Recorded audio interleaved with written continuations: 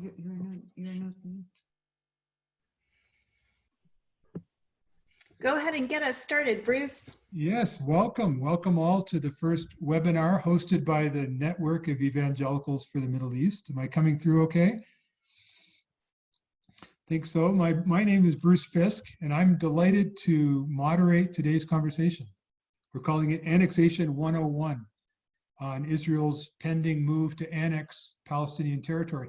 We have much to learn from our three guests joining us today from Washington, California, and Palestine. Much to learn on matters that are timely and weighty, but also confusing and controversial. Here to sort everything out are Mae Cannon, Heather Keaney, and Sam Bahour. Reverend Dr. Mae Cannon has, seems to me, lived multiple lives. In her first life, she worked for NGOs like World Vision, Compassion International, and served churches in California and Illinois. Today, she serves as Executive Director of Churches for Middle East Peace. Her PhD in history from UC Davis focused on American Protestantism in Israel and Palestine. Her latest book, Beyond #Activism, could not be more timely. Before that, she wrote Evangelical Theologies of Liberation and Justice with Andrea Smith, and bravely edited a collection of essays titled A Land Full of God, Christian Perspectives on the Holy Land. Mae is frequently cited in media, the New York Times, the Chicago Tribune, Christianity Today, Leadership, Jerusalem Post, CNN. When she's not writing or speaking, Mae is networking and organizing for the cause of a durable peace in Israel and Palestine. Mae, welcome. Thanks, Bruce. Good to be here. I'm looking forward to the conversation. It's so critical. As are we all. Second is Dr. Heather Keaney. In her former life, Heather lived for 12 years in Cairo, Egypt, where she taught history at the American University in Cairo and became fluent in Arabic. Her PhD is from UC Santa Barbara. So Westmont College was fortunate to lure her back to Santa Barbara, where she now teaches Middle East history and co-directs study abroad semesters in Istanbul, Cairo, and Israel, Palestine. Students in Heather's classes admire her brilliance, her pedagogy, her even-handed disposition, her detailed knowledge of the Middle East. So Heather, thanks to you also for joining us. And last but not least is Sam Bahour, entrepreneur, businessman, active in Palestinian civil society, who apparently never sleeps. He's all over the internet. His analysis frequently features in world media, PBS, The Guardian, New York Times, Haaretz, Wall Street Journal, just to name a few. Sam is a gentle giant, I would say. I'm pretty sure he's the tallest man in Palestine, always full of insight and generous with his time, whether it's speaking to my students in Ramallah or speaking with us here today. So Sam, welcome to you. Thank you, great to be here. The Network of Evangelicals for the Middle East promotes civil conversation, not rhetorical combat. So if you have civil, non-combative questions, please use our Q&A or chat buttons on your screen as we go, and I'll do my best to direct your queries to our panel. So let's begin, shall we? Heather, are you there and able to engage? Yes, you are. Once she's unmuted. There we go. I am unmuted. Perfect. Heather Keaney, the current push for annexation has a historical context. The modern Israel-Palestine conflict, running at least since 1917, is sometimes called a land war. Two peoples want the same real estate. And today's annexation plan is all about real estate. The West Bank is home to nearly 3 million Palestinians and is key to a Palestinian state if one ever were to emerge. So Heather, provide some historical context for us. What changed in 1967? Talk to us as well about Jewish settlements. What are they and why are they controversial? Why do some call settlements illegal while others defend them? So there's a lot there. I would say in terms of, I think the phrase or the framing of the conflict as one over land is helpful. I think it's also one of two peoples, the Jews and the Palestinians, both claiming national sovereignty or statehood, peoplehood on this land. I think for me, a key date, well, not just for me, for all involved, is the creation of the State of Israel in 1948 in the post-World War II and in the shadow of the Holocaust. But I think a key phrase in terms of what we're talking about today is David Ben-Gurion, the first prime minister of the State of Israel, when the State of Israel was declared, with the boundaries that it had at that time, that is not including the West Bank and Gaza and the Golan Heights. David Ben-Gurion said that Israel could have wanted to be a Jewish democracy on all the land of historic Palestine, but it could only ever be two of those three things. If it wanted to be Jewish and a democracy, then it could not be on all the land, because then it would absorb more Palestinians and it would no longer be Jewish. Or if it didn't grant citizenship to those Palestinians, it would no longer be a democracy. And so Ben-Gurion advocated for being a Jewish democracy on part of the land. 1967 changed that calculus. In the War of 1967, when Israel conquered or took control of the West Bank and Gaza and the Golan Heights, it upended that calculus because it now had all the land. But as Ben-Gurion had warned, there were now millions of Palestinians, and Israel did not grant those Palestinians citizenship, compromising its democracy. Or if it did give them citizenship, compromising its Jewish character. And this continues to be the dilemma that Israel faces. And it wants to maximize land and minimize the number of Palestinian people that are in its country. And they have not found a way to square that circle. I think, so some would see 67 as this great victory for Israel over the Arab states and this gaining of territory and getting strategic depth.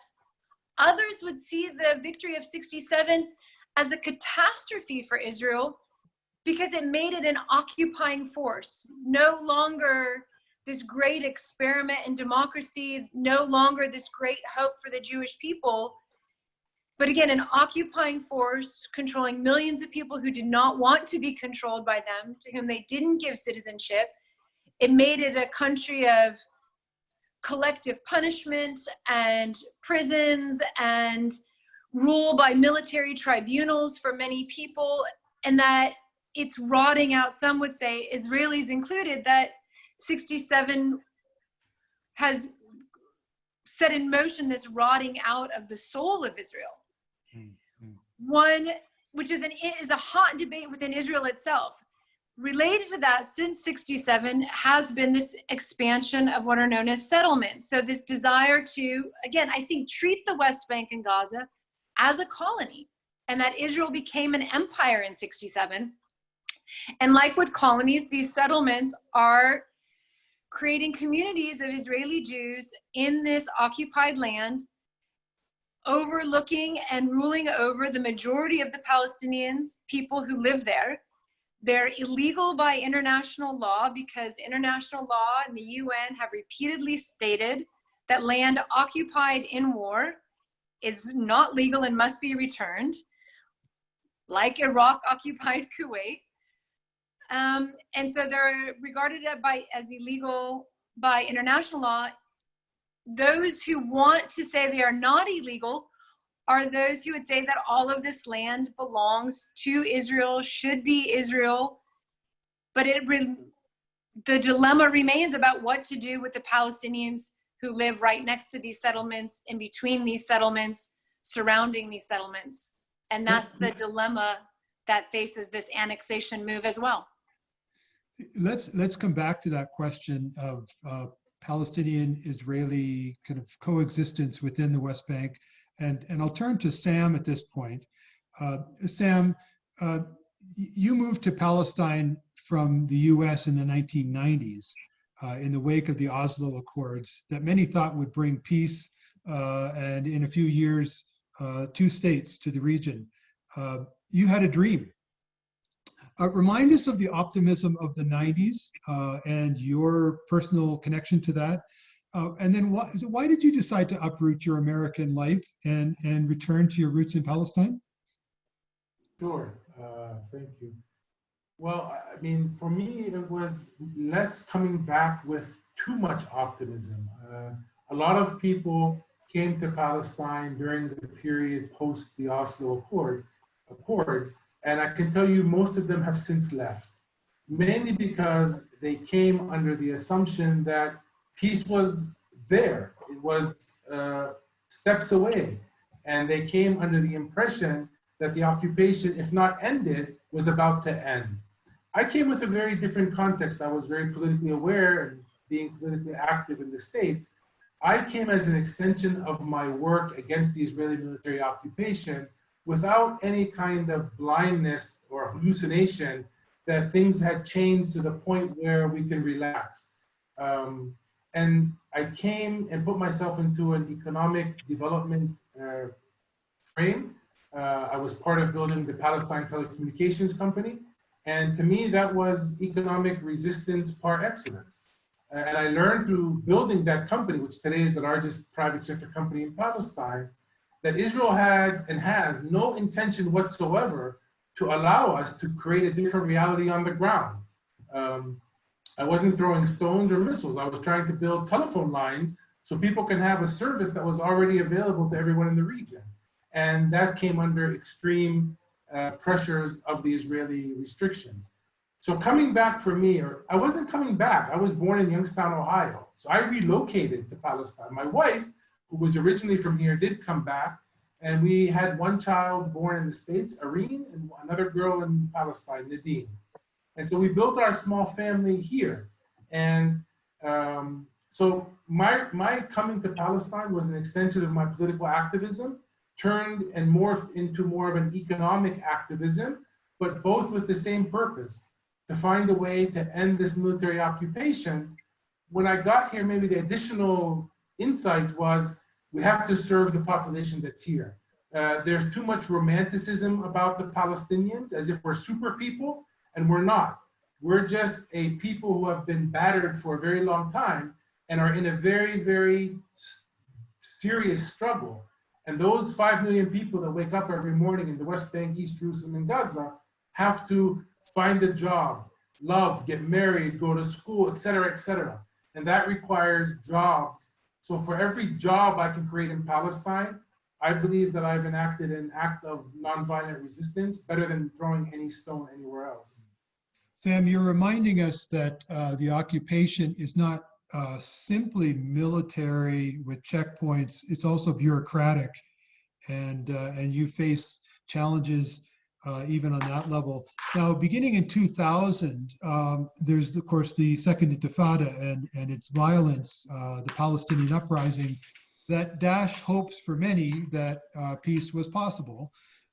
Sam Bahour, why do you think your dream and the dream of many for a state didn't materialize? You've begun to talk about that.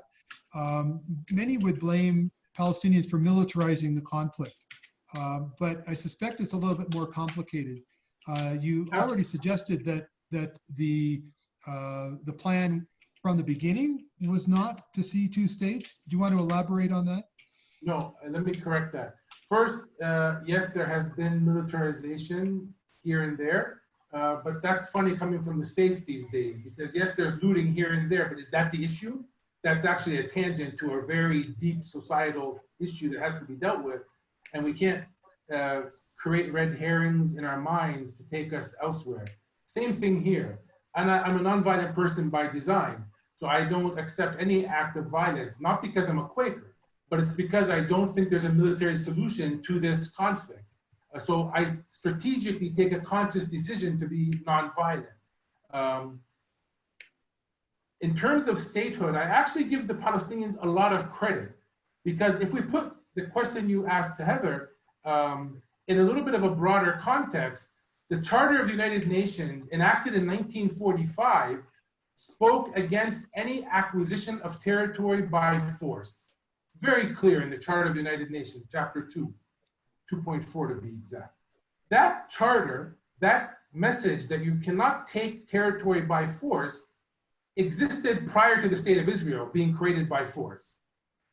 Existed before the West Bank, Jerusalem, and Gaza were occupied. Even though that was the fact of the matter, the Palestinians, maybe in a very bad negotiating manner, accepted those violations of international law and entered the Oslo Accords peace process that we know, the infamous Oslo Accords process, by taking the first step, which was recognizing the state of Israel in writing, on paper, publicly. And Israel did not give an equal recognition to the state of Palestine. Instead, they recognized the PLO as the representatives of the Palestinians. It's like the US presidency going to China and recognizing the Republic of China, People's Republic of China, and China replying by saying, and we recognize that you're the head of the Republican Party, Mr. Trump. That would be laughed at. And that's the way the Palestinians entered the Oslo Accords. Even that was the case, and even the Camp David failed in reaching a solution that was acceptable to both sides, what did the Palestinians do when the Camp David peace process and the Oslo process failed? They went back to the UN, where this conflict started. And they basically said, we have failed to reach a bilateral solution. World, we're asking you, are we worthy of Palestinian statehood or not? 138 countries of the world said yes. And that upgraded us in the UN to a non-member observer state. So for me, on paper, the issue of 2 states or 1 state or 3 states is over. It's history. It's political capital spent. Palestine exists in the global community of nations. What has to be worked on today, and that's why I think we're talking and why annexation is so dangerous, is that there is a military occupation which is occupying that state of Palestine. So it's not as complicated as people would like to make it today, because Palestinians conceded all the difficult issues. Now we're just asking for the boot of Israeli occupation to get off of our necks. Well, that history that you and Heather have provided brings us up to the present. So let me turn to Mae Cannon. And Mae, fast forward us to today. This webinar is all about annexation. What do we mean by annexation? Prime Minister Benjamin Netanyahu doesn't like the term. He wants to, as he puts it, extend sovereignty over certain territory. Potato, perhaps. What areas might become part of Israel in July if this goes through the Knesset? And why is this a big deal? And what do you think would change on the ground for people in this region? And while you're talking, I'm going to put up a few maps to help us out here. Sure. So before I go into explaining some of the details of annexation, I would say the posture that I'm entering into this conversation first and foremost is as a pastor. So I'm ordained in the Evangelical Covenant Church. And one of the things that I want everyone here to wrestle with and to discern is I fundamentally believe that for people who self-identify as Christians or followers of Jesus, that the care and concern and equal treatment of all people, be they Palestinian or the challenges we're having here in the United States in terms of racial injustice, it's absolutely critical that we as Christians engage. And so in that regard, I believe that this is a discipleship issue, that as we seek to be faithful to our Christian faith, why should Christians care about this?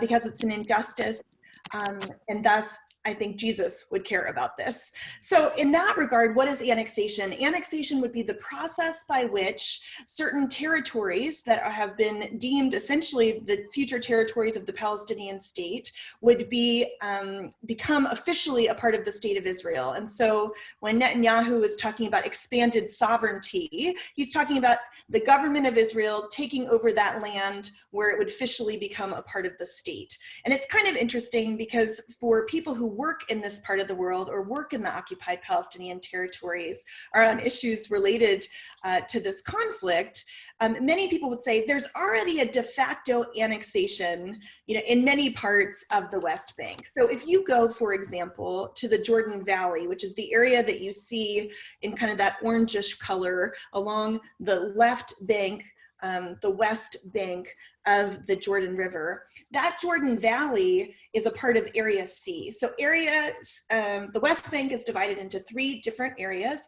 A, B, and C. A is under Palestinian civil and security control.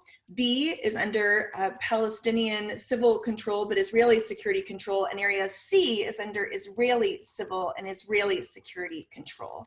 And Area C already makes up 60% of that territory that you see here on that first map on the left-hand side. That's called the West Bank. And so the proposed annexation is 30% of the West Bank, or up to 30% of the West Bank, which would include settlement blocks, which are those territories of land of Jewish Israeli citizens. This is what Heather was talking about, settlements being illegal by international law. There's hundreds of thousands of settlers living in the West Bank. And so the proposal is that settlement blocks would be annexed. And there's all kinds of, different proposals as well. So this map that we see of settlements and this map that we see of proposed annexation is some of the conversation about what it could be. And I will point you back to, we said, why should Christians care about this? Another question might be, why should US citizens care about this? And a significant reason why is because our government is complicit, and our government is absolutely impeding a just peace between Israelis and Palestinians. So you might have heard of President Trump in the spring announced a plan that he called the Peace to Prosperity Plan that actually included the proposal for 30% of the West Bank to become a part of Israel, which is detrimental to the Palestinian people, to the populations that live there, but to the future of peace. And then I don't know, I saw the maps kind of going back and forth. Where's the map that shows us kind of the Bantustans and shows us the separation of part of the problem is not only is annexation illegal, not only is it completely not acknowledging the equal rights, the human rights of Palestinians, who are residing in the West Bank. I think that we might need to mute Heather. We're getting some echo. Thank you. In that regard, I just wanted us to look at this map in specific. You can see the different colors, areas A, B, and C that I was just talking about. You can see the Jordan Valley being a proposed part of annexation.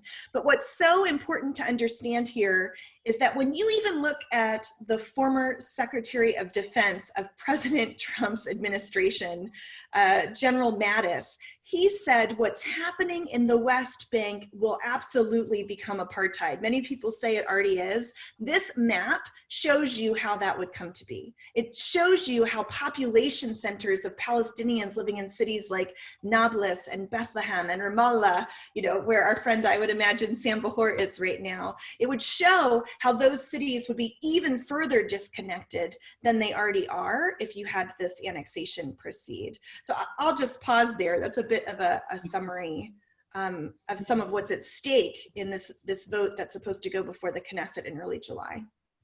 That's very helpful, and maybe Sam or Heather wants to chime in. I do have another question for you, Mae, but Sam, Heather, do you have anything to add? A quick intervention. If you could, that map that was just up just now, very important map, but let's put things in historical perspective. The whole issue of areas A, B, and C were part of a Oslo interim agreement that has ended. It's history.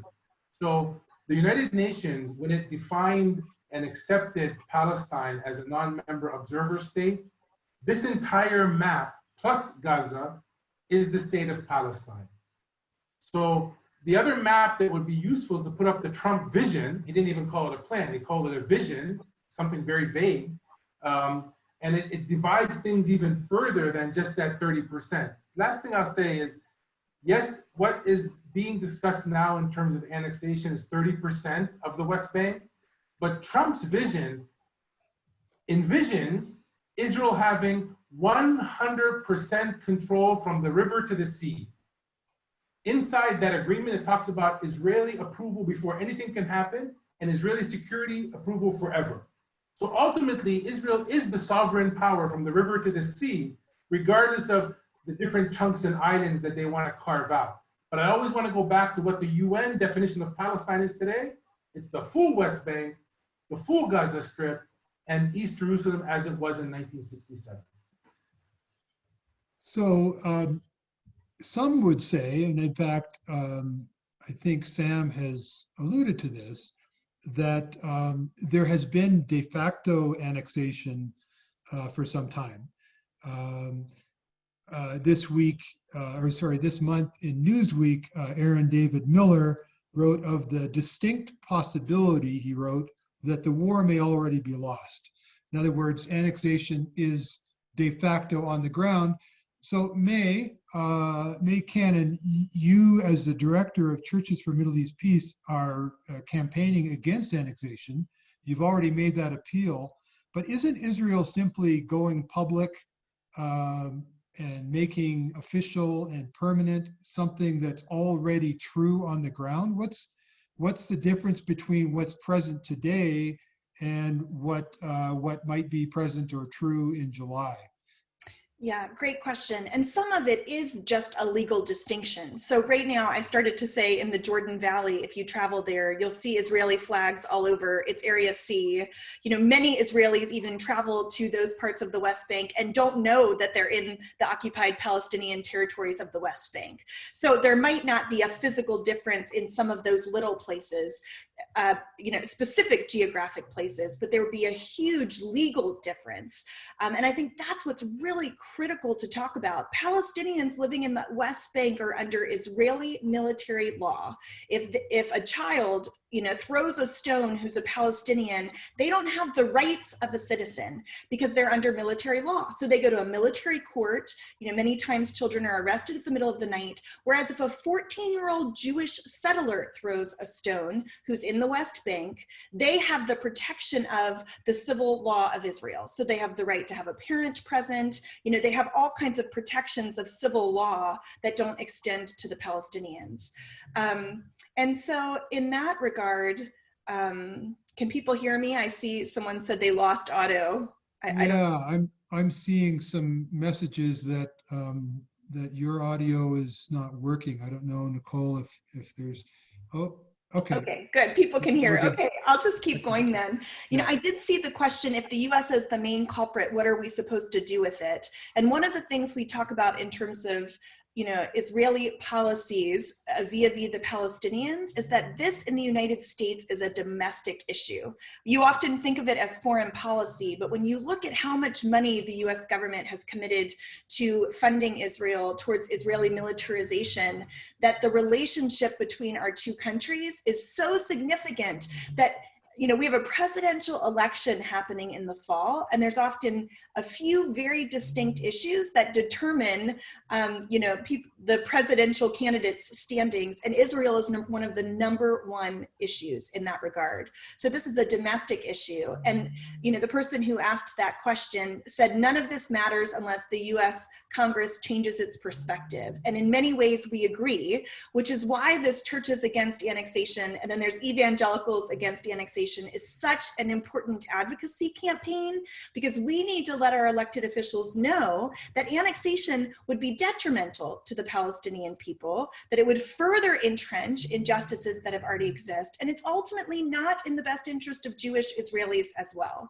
let alone US foreign policy. And so I was very pleased to see, the presidential candidate for the Democratic Party, Biden, just announced, it was an article I saw, I think in Haaretz, today today or yesterday that annexation would be very problematic, which was quite, I mean, you know, in some ways, many people would say too little, too late, but on the other hand, it's a step in the right direction. And so in that regard, you know, we're inviting people to post on social media using the hashtag Churches Against Annexation or the hashtag Evangelicals Against Annexation. Then tag your elected members of Congress and tell them that you care about this issue, and advocate for our US congressional representatives to engage and to oppose annexation.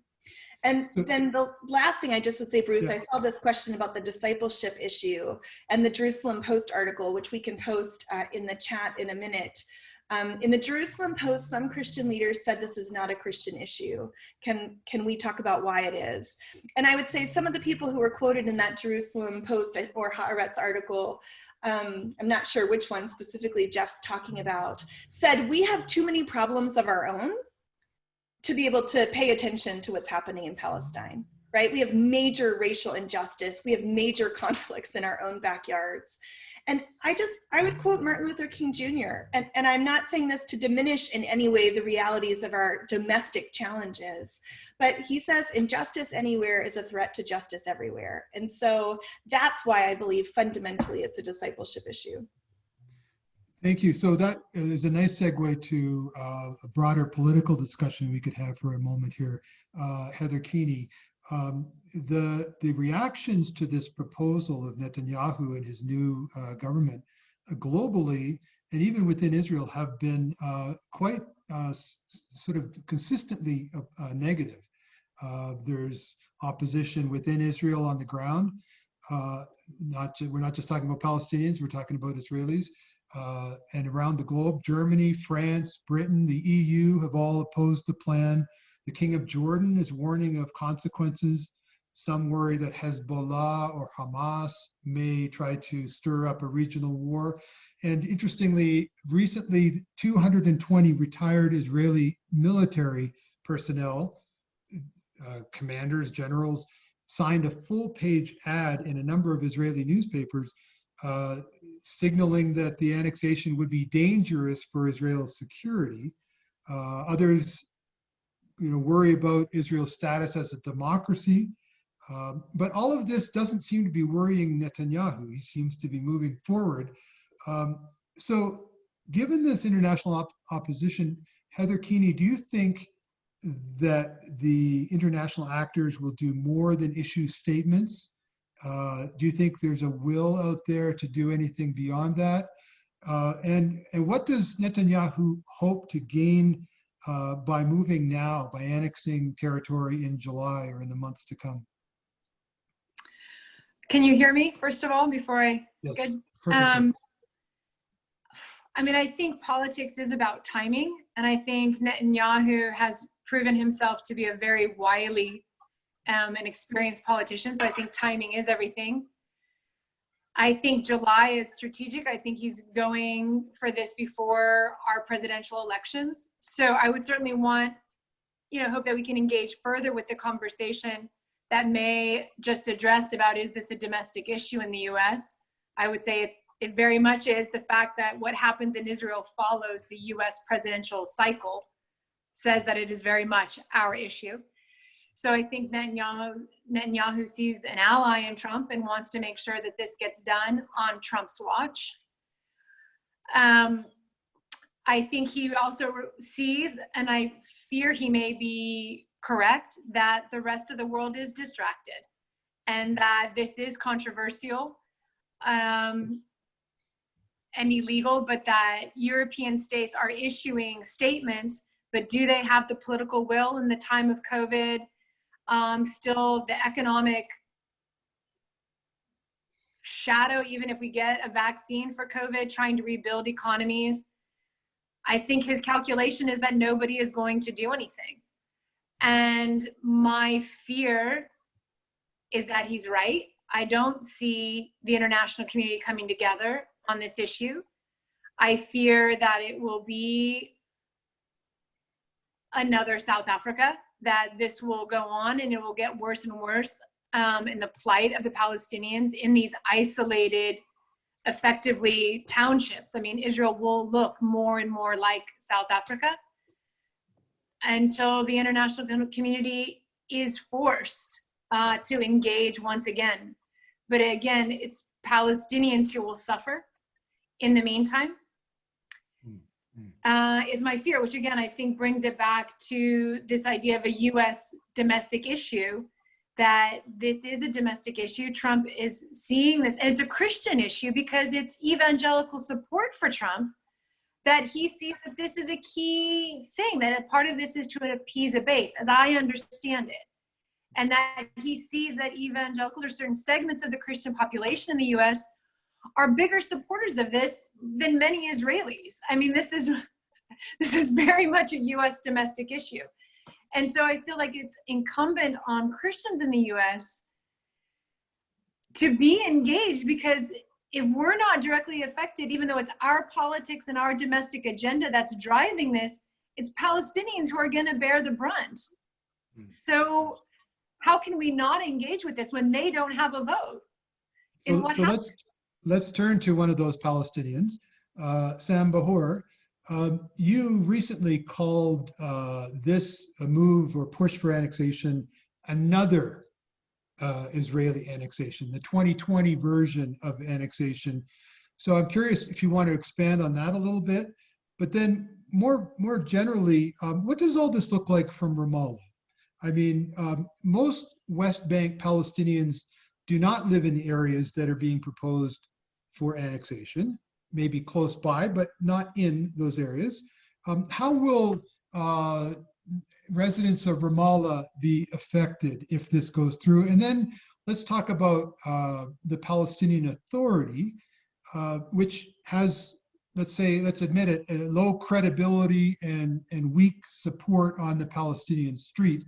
So what options are available to the PA at this point? Are Palestinians even unified enough to mobilize some kind of effective response? A lot to unpack. Let me make a couple statements just in reply to what I've heard. I actually believe this is a lose-lose scenario for Netanyahu. If he backs off, which I actually think it will, his bark is louder than his bite. Already yesterday, they're talking about him coming up with apologies of why it's not happening in the blame game. If he backs out, then the Palestinian side and all of those around the world who stood against annexation are going to claim victory. If he continues on track, which is very possible as well, and then he puts Israel in the precarious position of losing standing in the international community, in the legal community, in the diplomatic community, something that Palestinians have been trying to do in 40, 50 years of effort, he's going to do it in one sweeping move in the Jordan Valley. So it's a lose-lose for him, and he knows it. A lot of people think that he might use this platform to call for another election. Remember, Israel had 3 elections in 1 year, and he's facing 3 fraud and corruption charges. So he wants to stay out of jail. Having elections every 6 months is a way to keep him out of jail. I'm glad you mentioned the 220 Israeli security personnel that stood up publicly against annexation.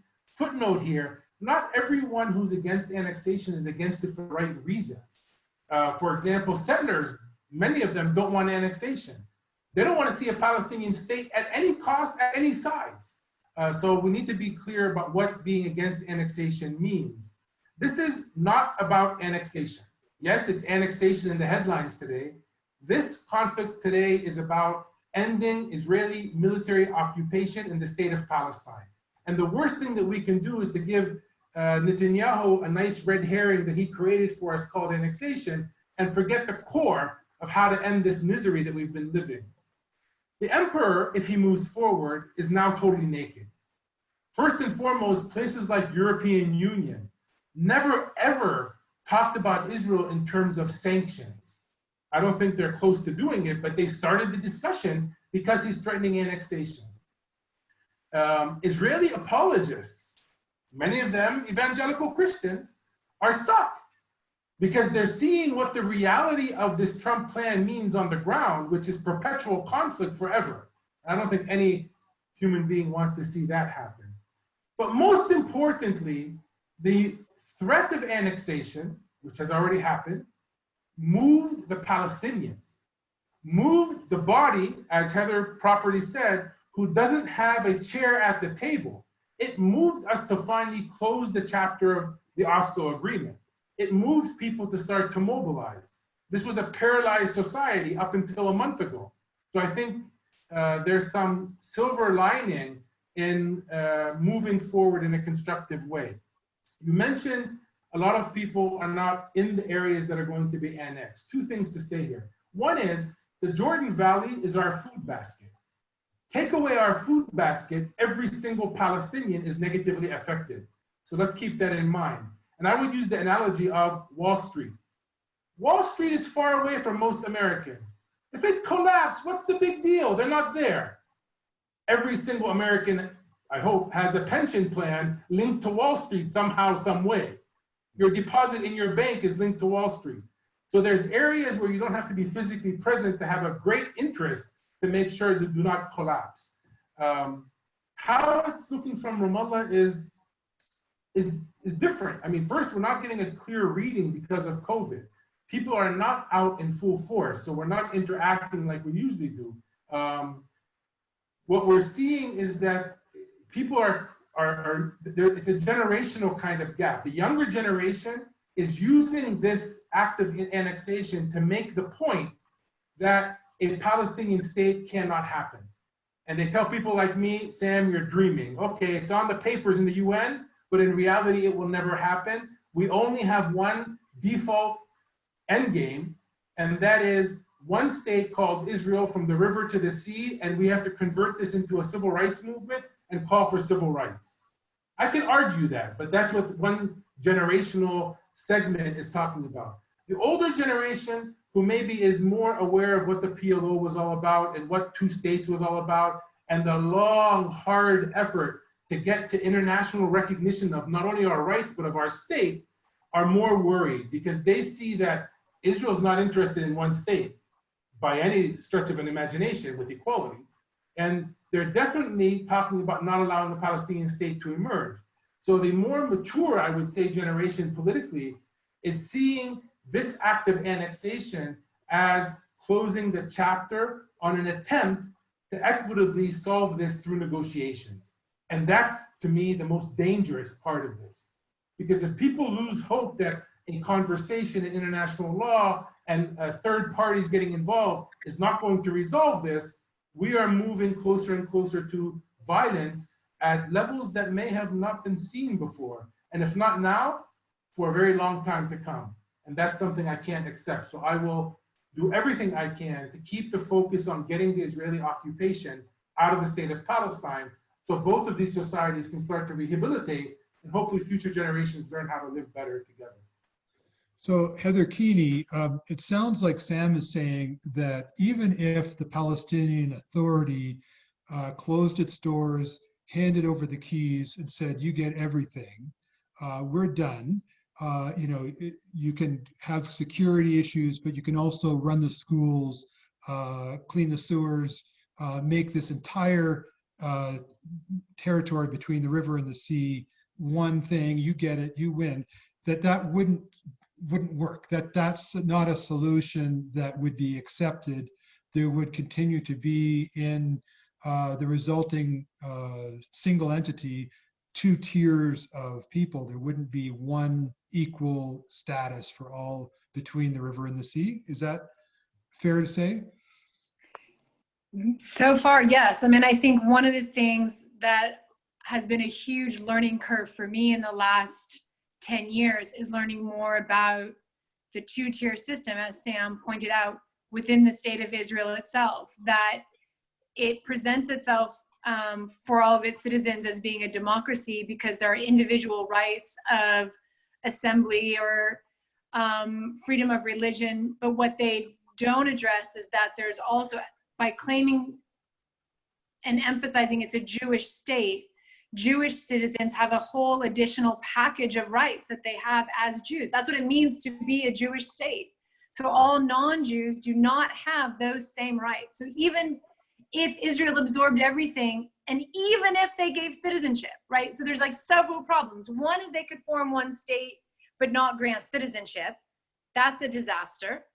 Secondly, they could offer citizenship, but even now, Palestinians with Israeli citizenship are second tier, different set of laws, different courts, not the same privileges, not the same rights to land, to access to water. They can't establish businesses in the same way. And all of that would potentially continue if Israel is to say, if this idea of a Jewish state that has meant and been translated into law as privileges for Jews, which means discrimination against non-Jews. I don't see a way to square that. And I think that's why Sam is saying more experienced generation of Palestinian activists see the one-state solution is not an easy solve to this problem.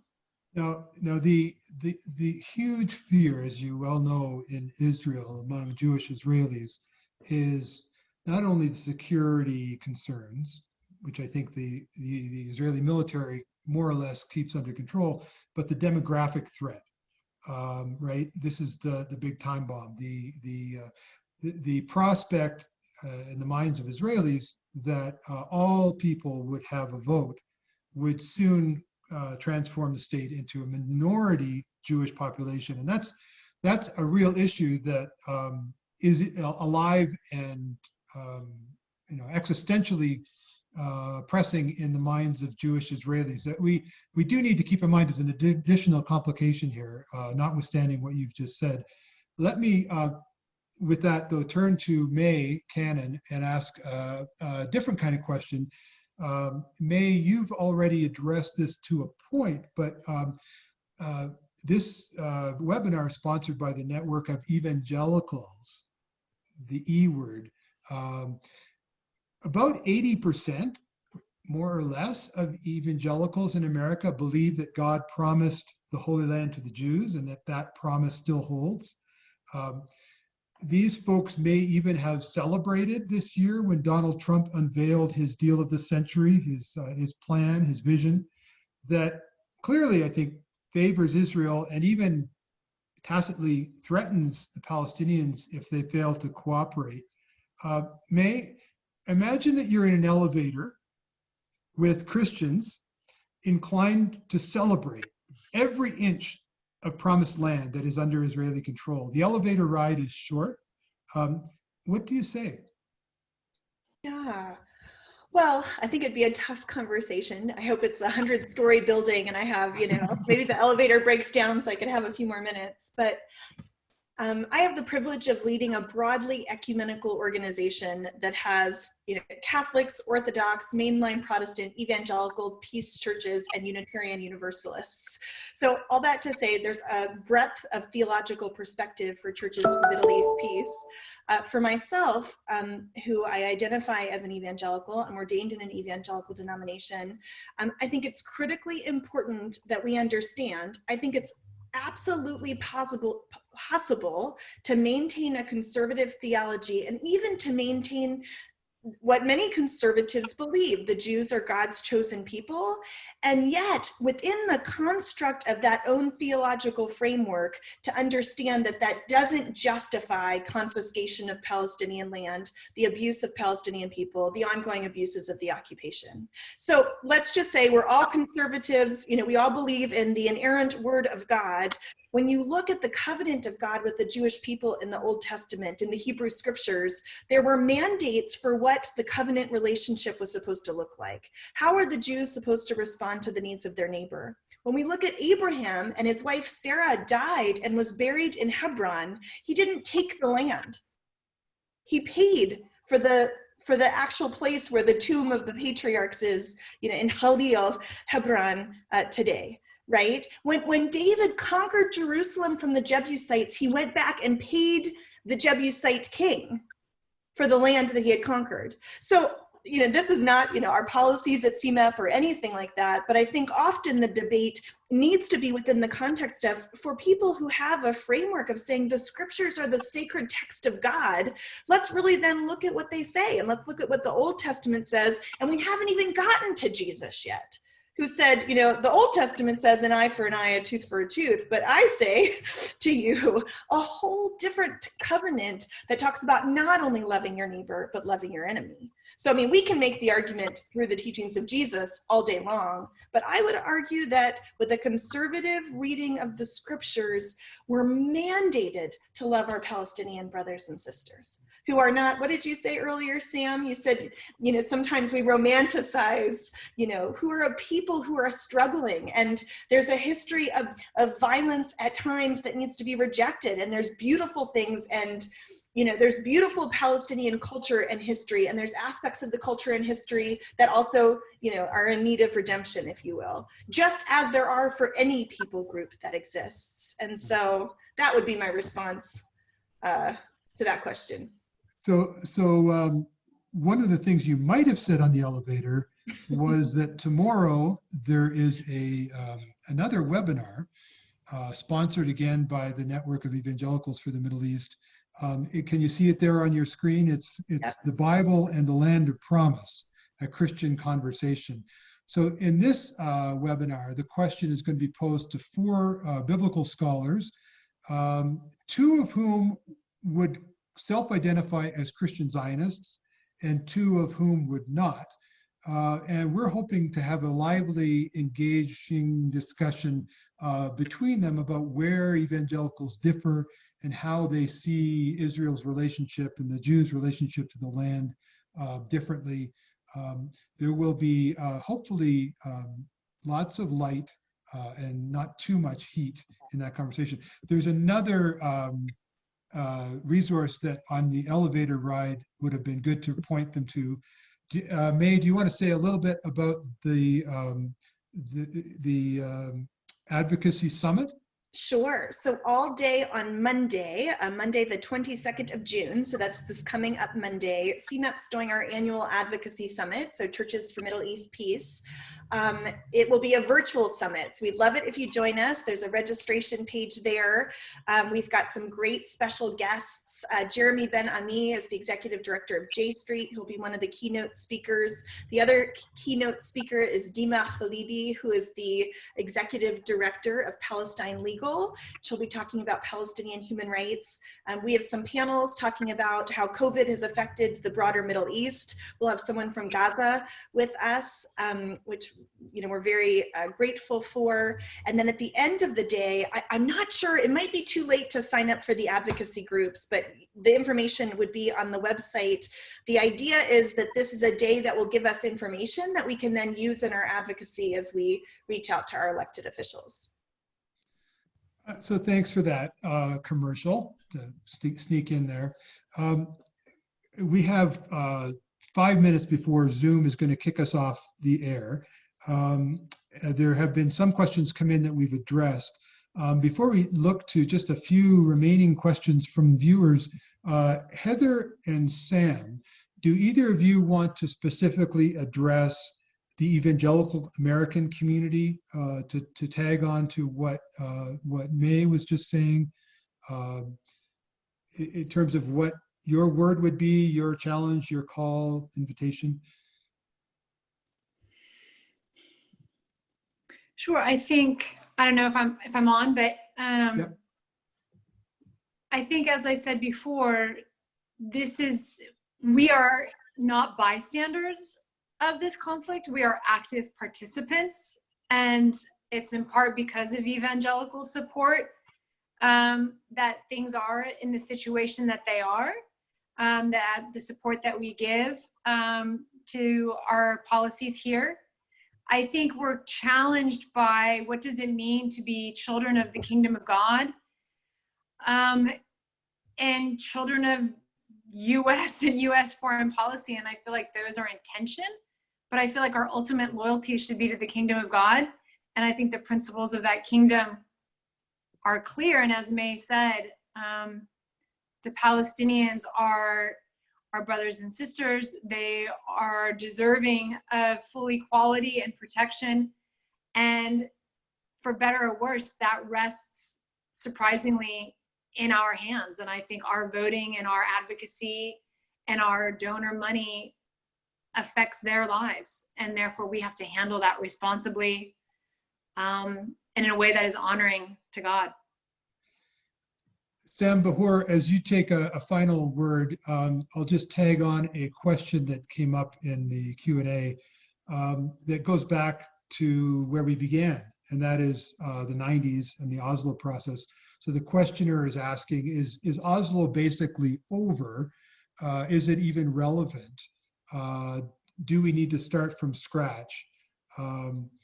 That's something you've sort of addressed, but maybe reflect on that and then offer a final thought, if you will, to your viewers.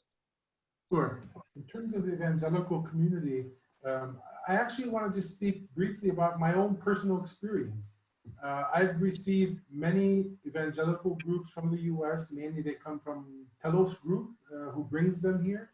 And I can tell you from my experience, and I have about 20 years of speaking to groups coming through here, when evangelicals who are deeply emotionally involved in this, and that's okay, when they see reality for what it is, that's what it takes for them to rethink their political positions.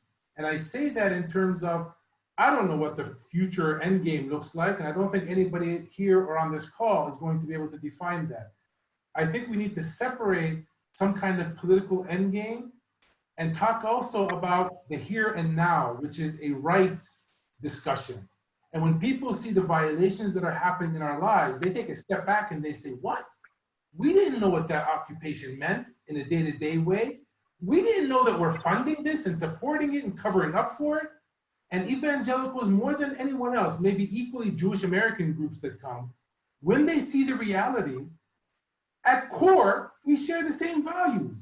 And they are tipped off that that's happening without their knowledge, and they go back and educate themselves. Let me seize the microphone as our last 60 seconds unfolds here. That's a great note to end on. A note to say, come to the land and see for yourselves. Unfortunately, a lot of us can't right now, but as soon as we can, we will. And thank you for that invitation. And we look forward to continuing conversations on the ground in Israel, Palestine, but also here we are on the web. So thank you all for your participation. Thanks to our panelists and to our guests. We hope we answered some questions, and we hope we raised even more. Stay safe and be well. Thanks so much. Thank you all. Thanks, Sam. Thanks, Bruce. Thanks for organizing this. Thanks, Mae. Sure.